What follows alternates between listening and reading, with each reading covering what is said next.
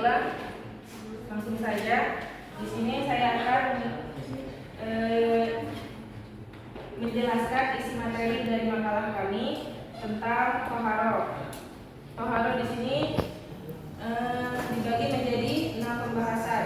Yang pertama ada pengertian toharo, kedua ada macam-macam toharo, ketiga macam-macam air atau pembagian air, keempat ada tata cara tayamum, kelima tata cara berwudu, keenam ada tata cara mandi wajib. Nah, di sini yang akan saya bahas ada 3, yaitu pengertian, macam-macam dan pembagian airnya. Yang pertama ada pengertian toharo.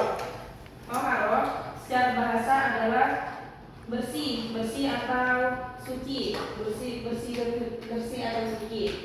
Sedangkan menurut istilah toharo adalah membersihkan dari hadas maupun najis, dengan aturan yang sudah ditetapkan oleh syariat. Tujuannya di sini adalah supaya kita bisa melakukan ibadah yang mensyaratkan untuk bersih atau suci, bersih dan suci. Seperti hendak melakukan tawaf, membaca Al-Quran dan sholat. Nah, itu termasuk ibadah yang mensyaratkan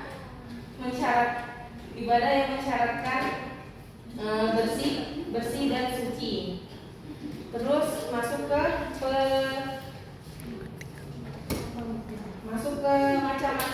macam-macam toharo. Macam-macam toharo di sini umumnya terbagi menjadi dua.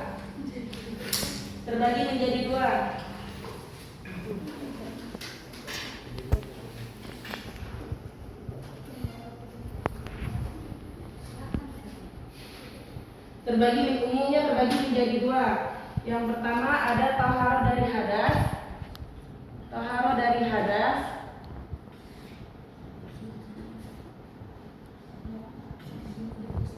Terus yang kedua ada toharo dari najis.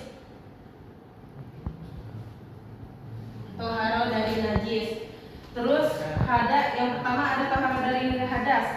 Hadas di sini yang artinya keadaan tidak suci. Hadas ini artinya keadaan tidak suci yang menghalangi seseorang untuk beribadah. Tuh arti dari hadas tersebut. Terus hadas juga terbagi menjadi dua. Yang pertama ada hadas kecil. Terus yang kedua ada hadas besar. Nah, contoh hadas besar di sini ada contohnya seperti yang kecil. Contoh hadas kecil di sini seperti buang angin atau kentut. Buang angin, buang air kecil, BAB, dan tidur nyenyak.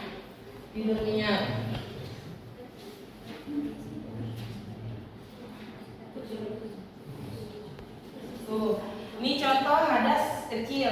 Dan cara mensucikan hadas kecil dengan cara berwudu. Ini untuk mensucikan hadas kecil ya, dengan cara berwudu.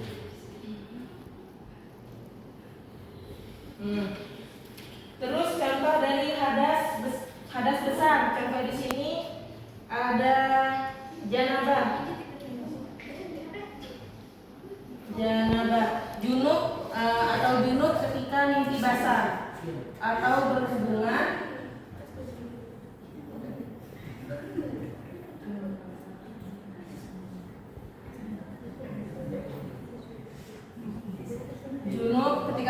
atau berhubungan haid dan nifas.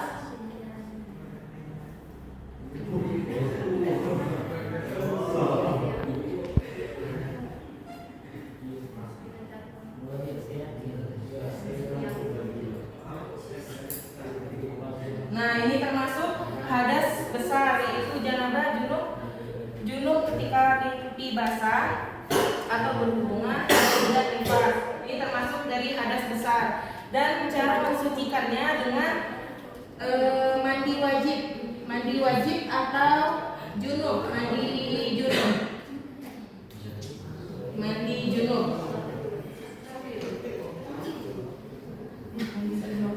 Nah, ini termasuk dari taharah, pembagian macam-macam taharah. Ini yang umumnya. Dan terus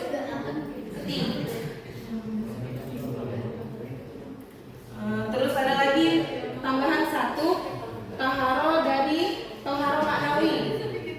Taharah maknawi atau disebut batin. Taharah maknawi yang artinya batin.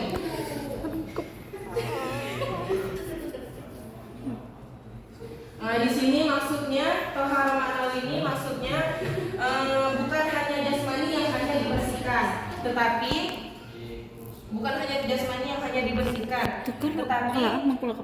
Islam juga menekankan untuk kebersihan hati dari sifat tercela seperti sifat riya, dengki, hasad, sombong. Nah, itu harus itu tadi maknawi ya. Terus, nah ini contoh dari macam-macam pembagian macam-macam taharah. Terus di sini ada yang ketiga, yang terakhir ada pembahasan pembagian air atau macam-macam air yang untuk mensucikannya. Pembagian air, macam-macam air ya.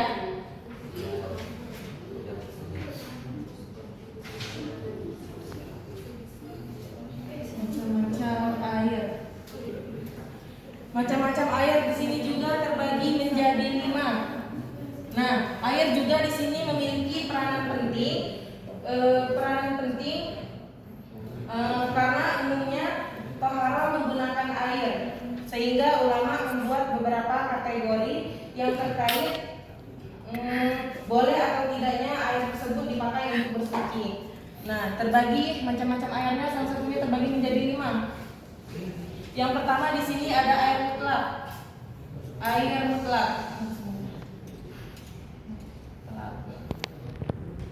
mutlak di sini yang artinya air suci dan mensucikan.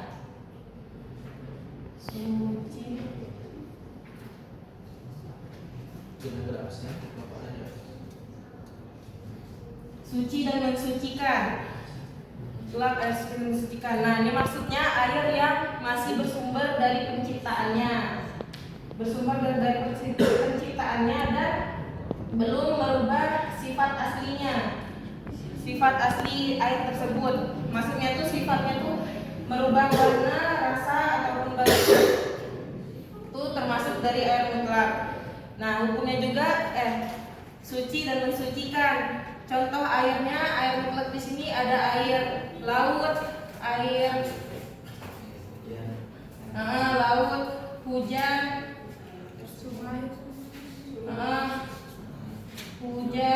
sungai, mata air, embun, laut, hujan, sungai, mata air, embun, sumur, salju, air salju juga. Nah, ini termasuk ke pembagian air yang suci dan mensucikan atau disebut air mutlak. Terus yang kedua ada air musyammas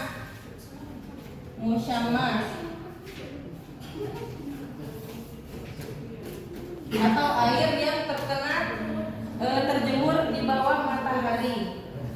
Ya, air yang terjemur di bawah matahari. Air ini suci dan masih mensucikan. Tapi karena di tempat seperti wadah logam ataupun tembaga besi, air ini makruh jika digunakan untuk wudhu atau mandi. Nah, ini makruh digunakan. Tetapi tidak makruh jika digunakan selain badan. Contoh untuk mencuci pakaian, itu termasuk di air musyammas tadi. Dan hukumnya masih suci dan mensucikan, tetapi makruh. Makruh ini maksudnya tuh masih boleh, tapi makruh ini ke atas. Dia ini yang sesuatu yang dibenci.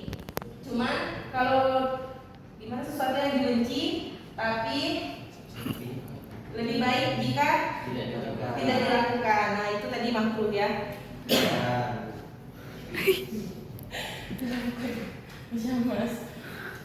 Terus di sini ketiga ada air mustakmal atau air yang sudah dipakai bersuci. Mustakmal atau air yang sudah air bekas bersuci.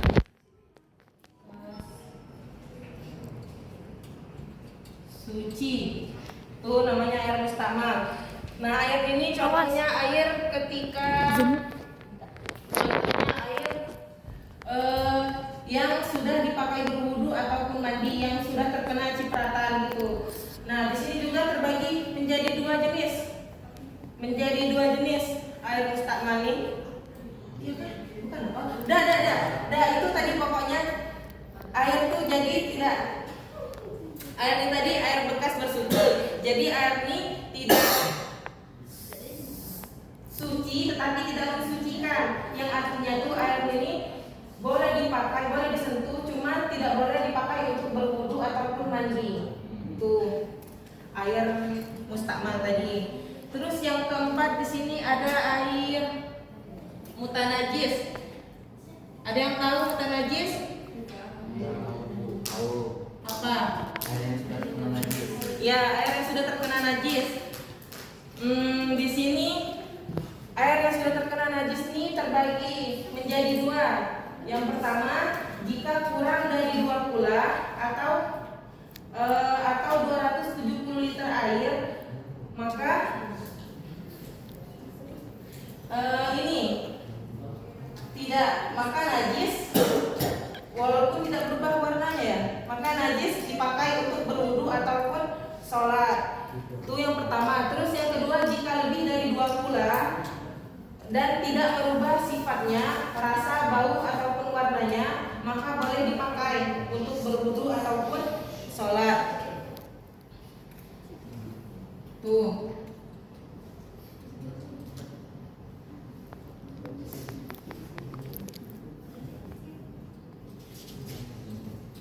Najis. Terus yang terakhir di sini ada air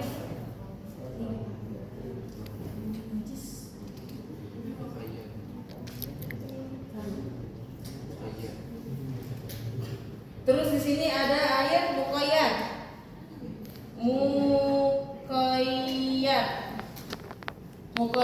Muqayyad di sini air, dia tuh air suci tetapi kemasukan benda suci sehingga merubah sifat aslinya, merubah warna, rasa ataupun baunya. Nah, itu disebut air muqayyad. Nah, contoh air tersebut seperti air teh, air kopi, air kelapa. Nah, itu suci tetapi tidak mensucikan. Hukumnya tadi suci tetapi tidak mensucikan. Nah, sehingga tidak sah untuk digunakan untuk berwudu ataupun beribadah, untuk wudu ataupun mandi. Nah,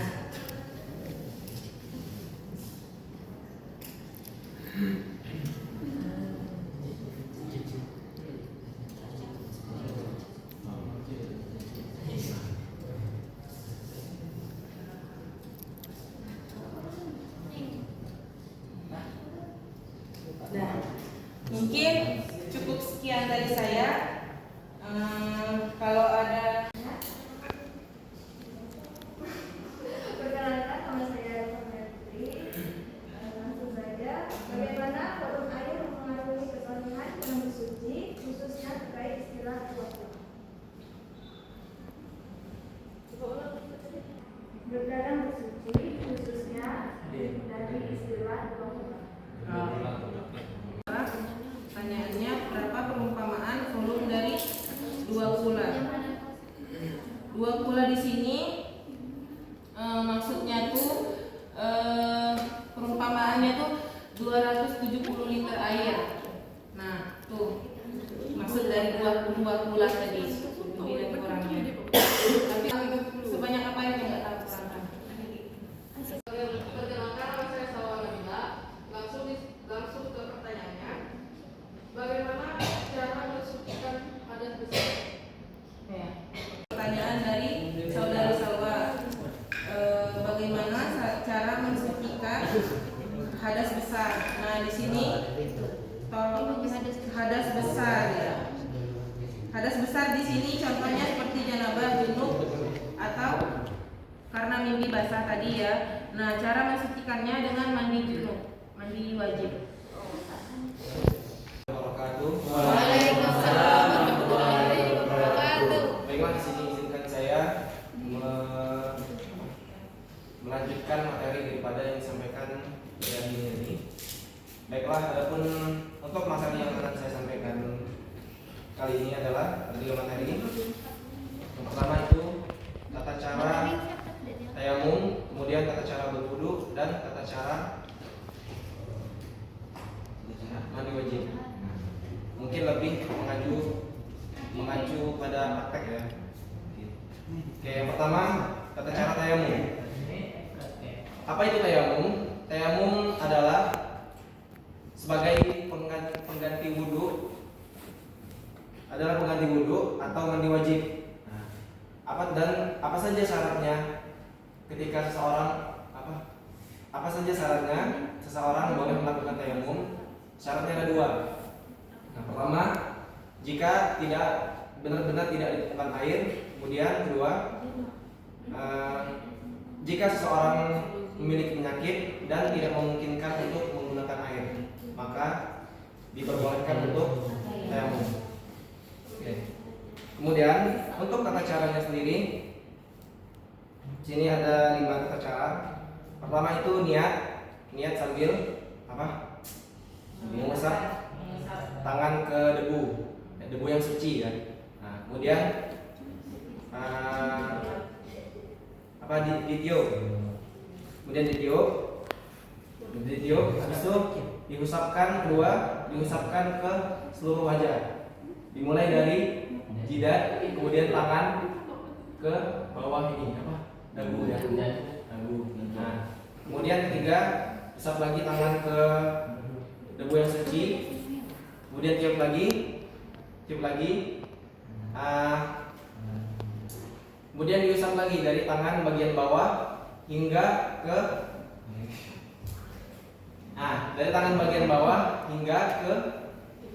sampai ujung ini. Kemudian balik lagi sampai ke ini ujung jempol ya. Kemudian dan sebaliknya lagi. Nah, kemudian membaca doa. Untuk doanya sama seperti doa setelah wudhu ya.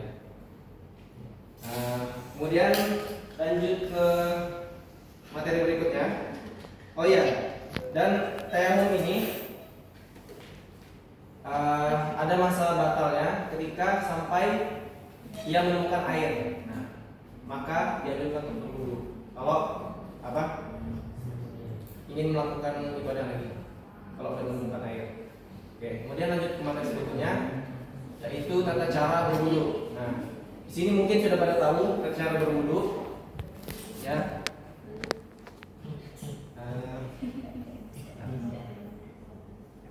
Pastinya semuanya sudah pada tahu. Nah, adapun di sini tata caranya adalah, tapi nggak apa-apa. Pertama membaca niat, kemudian membasuh tangan 3 kali sampai pergelangan tangan sebanyak 3 kali sebenarnya sebanyak 3 kali. Kemudian kumur-kumur dan istinsyak itu memasukkan air dari hidung. Kemudian membasuh wajah, kemudian basuh tangan siku-siku, dan disunahkan untuk lebih dari ini siku-siku biasa. Kemudian membasuh kepala dilanjutkan dengan telinga dan kaki 3 kali. Kemudian untuk rukunnya atau yang wajibnya saja, jika kita bisa mengatur tubuh, nah boleh untuk melakukan yang rukunnya saja atau yang wajibnya saja. Yang wajibnya ada 5. Pertama, ya, orang membaca niat, kemudian mengusap tangan 3 kali sampai siku-siku, kemudian wajah, pergelangan tangan sama pergelangan tangan, wajah, kemudian siku-siku, kepala dan kaki. Ya, itu yang rukunnya, yang wajibnya. Kalau emang tidak mau melakukan secara menyeluruhnya. Oke, kemudian tata cara mandi wajib. Nah, mandi wajib di sini artinya mandi untuk membersihkan hadas besar. Kalau wudu tadi untuk membersihkan hadas kecil. Nah, di sini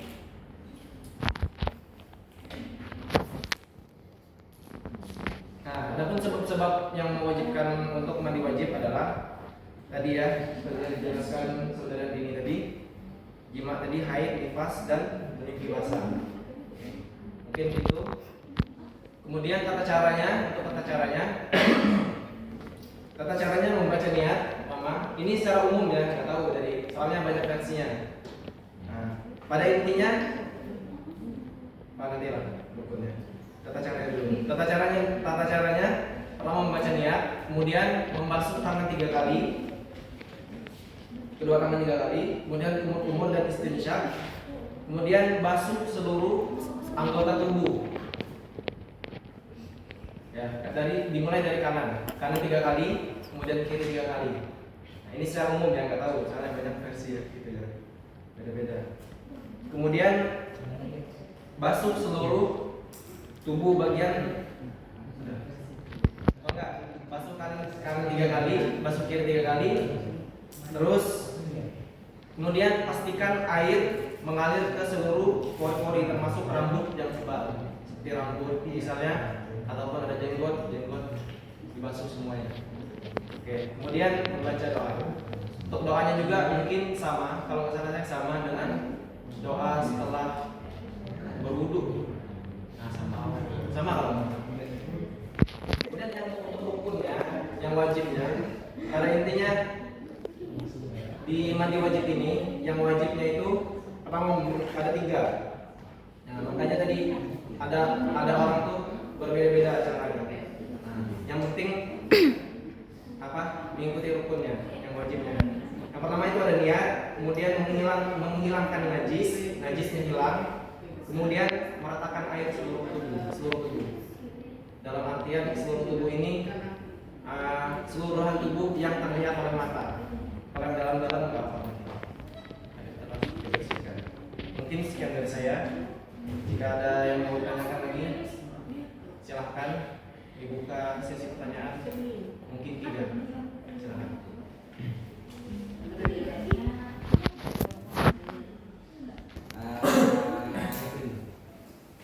Jadi saya itu ada mendengar pernyataan, katanya ketika kita dalam berwudu, ingin sholat dan menginjak jejak, katanya tidak batal, cukup dibersihkan saja tanpa harus mengambil wudu kembali. Nah, sah sholat setelah itu. Dan pernyataan keduanya, apabila kita sholat dan kita setinjak dengan jejak itu sholatnya batal, tapi wudunya tidak batal. Benar pernyataan itu? Benar atau tidak? Jelaskan. Setahu saya kalau cicak kan tidak besar kan?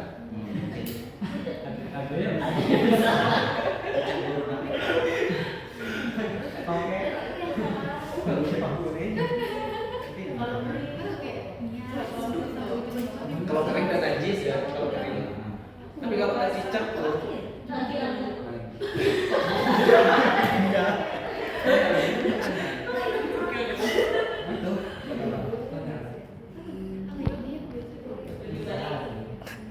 mungkin pernah. Tahu pernah. Bagaimana yang bisa bantu jawab?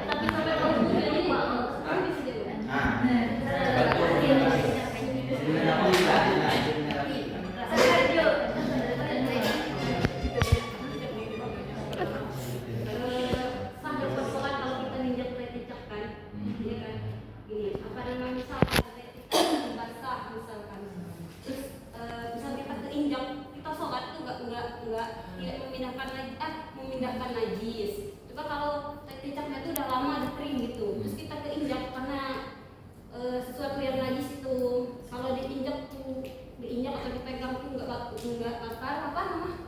bakal memindahkan najis. Jadi kalau langsung sholat boleh karena tidak memindahkan najis, karena segala sesuatu yang najis terus dia tuh basah kering, dia tuh nggak bakal memindahkan najis.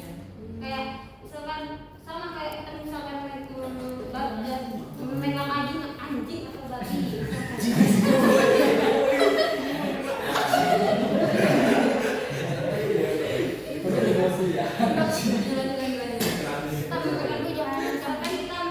Kalau kita memegang anjing atau babi, kalau salah satu dari kita itu kering, Dan dua-duanya. kita dua-dua ini kering, misalkan babi kering, tangan kita kering, itu kan nggak memindahkan najis. Juga kalau misalkan babinya basah, terus tangan kita kering, berarti kan memindahkan najis. Atau tangan kita yang basah, babinya kering, itu memindahkan najis. Jadi kayak gitu, dia harus kering.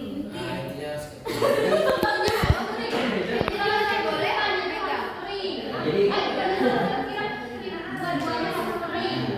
Jadi boleh saya simpulkan pernyataan saya tadi salah karena jikalau tai cicaknya itu basah, anget kata Dinda tadi. Nah, kalau kita tinjak tetap batal untuk kita. Kalau lagi Kalau salah. Jadi pernyataan pertama saya tadi benar. Nah, pernyataan kedua tadi yang salah. Terima kasih.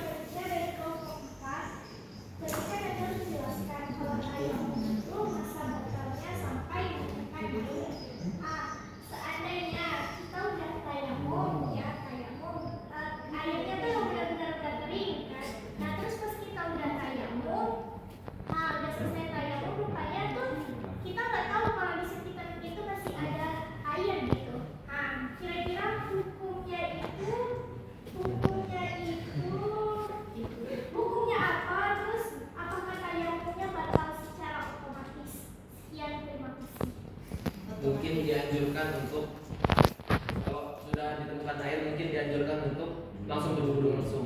Ada. Itu ada. Berarti di tayamum kalau misalnya udah menemukan karena kita nggak tahu terus ada menemukan air berarti langsung wudu gitu. Langsung wudu. Oke. Baik, terima kasih. Mungkin ada lagi yang mau tanyakan? Itu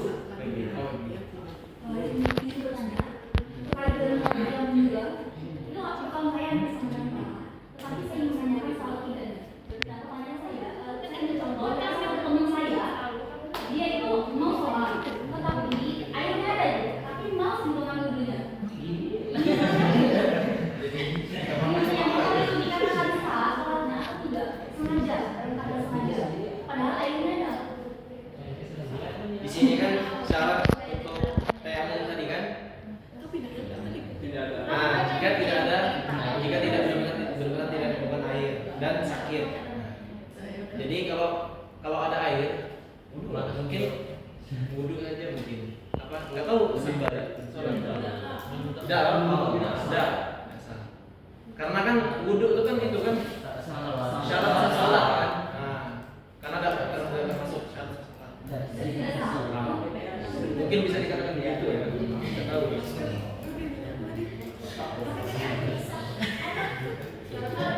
Boleh nanya lagi ya? Teman-teman bisa diskusi ya. Pertanyaan saya ini, jikalau kita ingin bertayamum kan, nah dalam lingkungan yang sempit nih, anak berdua masuk ke tanah kan, terus ada anjing nih lewat di tanah yang akan kita ambil untuk tayamum tadi. Nah ada anjing lewat tuh, kita mau bertayamum dengan pasir itulah yang ada debu atau masalah. Nah itu sadar. Karena kan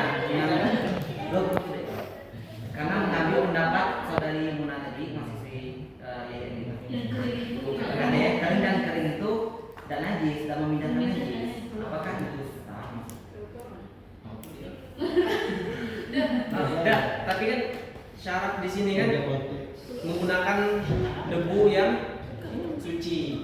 Nah, tapi kan walaupun kering kan, tapi kan dia tidak suci lagi. Memang udah najis, yang dibilang orang udah najis, tapi kan walaupun kering kan tidak suci lagi kan? Ya. Terus kan dari tempat dia di bawah kan, boleh yang itu boleh di sini. Karena orang tayamum kan ngambil kadang ngambil Debu yang tak kelihatan juga. orang tayamum kan kadang ngambil di Maksa jangan. Karena kan nggak mungkin dong orang yang di tanah. Itu cacing tempat lain, nggak mungkin bekas ini tadi tempat lain. Kita lihat kami ditunggu sampai duduk.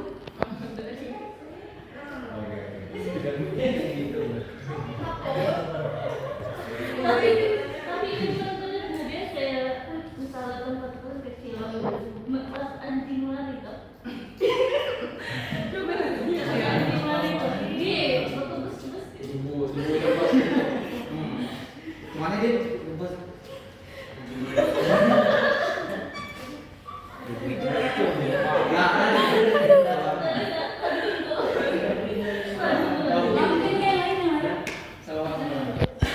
Jadi langsung ke pertanyaan.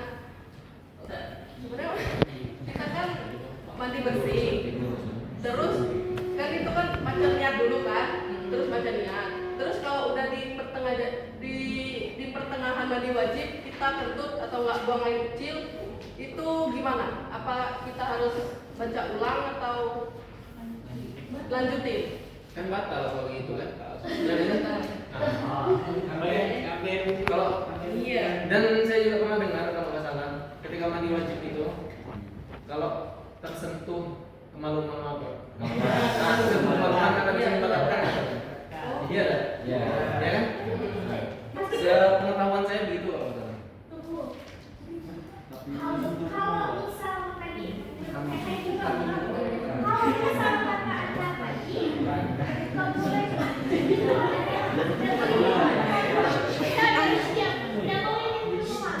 terus kalau kami yang haid ini kan ada dibersih gimana?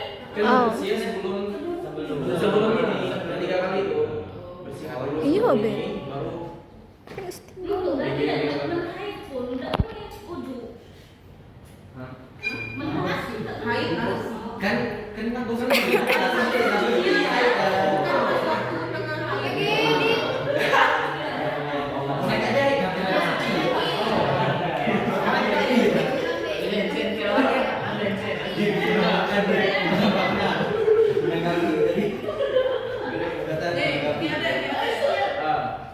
Terus kalau sampai bersih itu wudhu di awal atau di akhir? Apa boleh dua-dua? Kalau sunnahnya dianjurkan di awal. Tapi mungkin lebih baik juga, bisa juga mungkin lebih baik juga.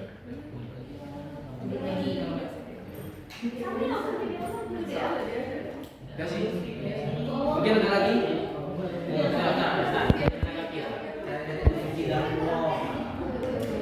Oh iya, mandi wajib tadi.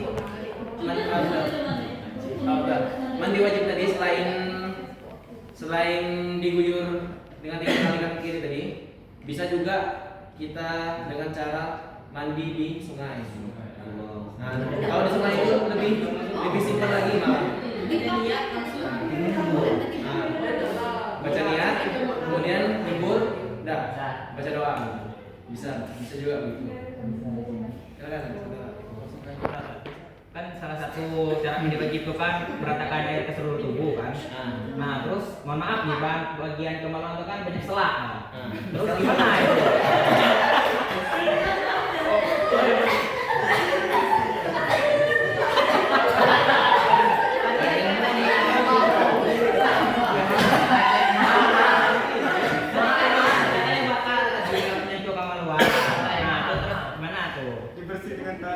Kendalinya tuh kayak kata tadi kan pakai pakaian. Sebetulnya saya juga bingung pakai kain basah. Kata orang itu ada juga saya pernah dengar sebelum mengguyur 3 kali itu kan bersih lubang dulu kan, sebelum lubang guyur 3 kali kan. Nah, pas waktu itulah ngebersihin ininya. Seluruh badan lubang ini kita. Lagian banget itu. Kalau duduk nggak boleh. Pas di saat itu, jadi yang nggak boleh itu ketika menyentuh kemaluan tuh, mungkin pas guyur 3 kali itu. Mohon maaf kalau salah, nggak tahu ya. Mana ada bapak. Nah, jadi yang tahu silahkan diluruskan. Kalau yang tahu.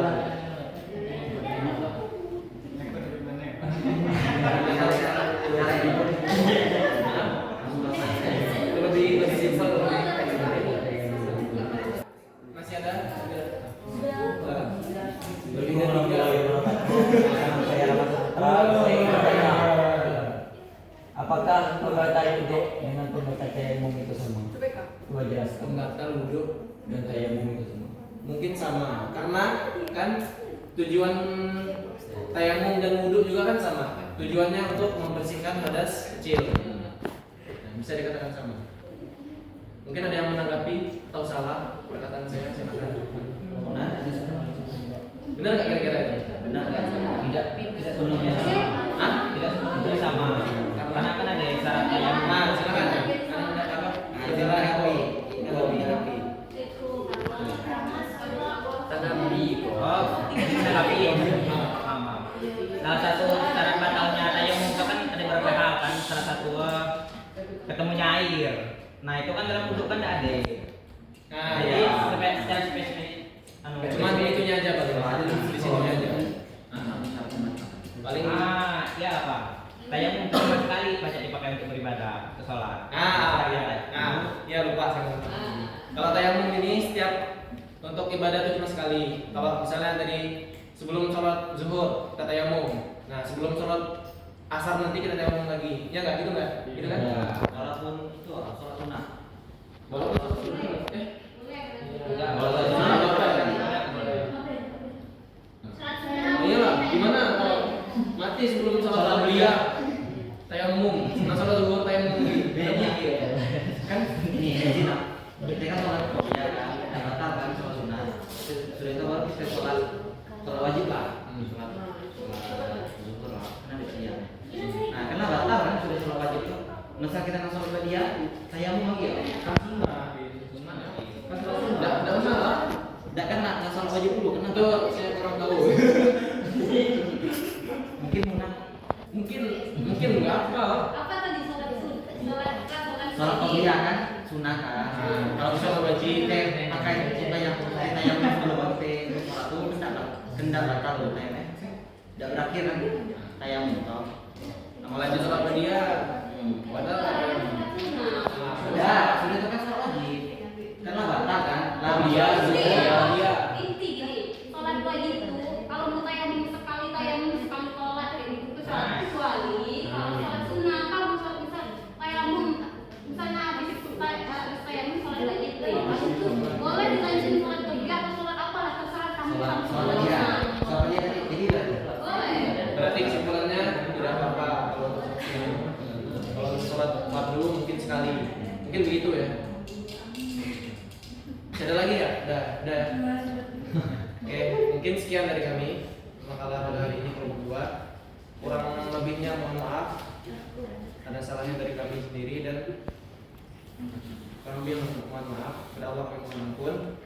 Wabillahi taufiq wal hidayah. Assalamualaikum warahmatullahi wabarakatuh. Waalaikumsalam.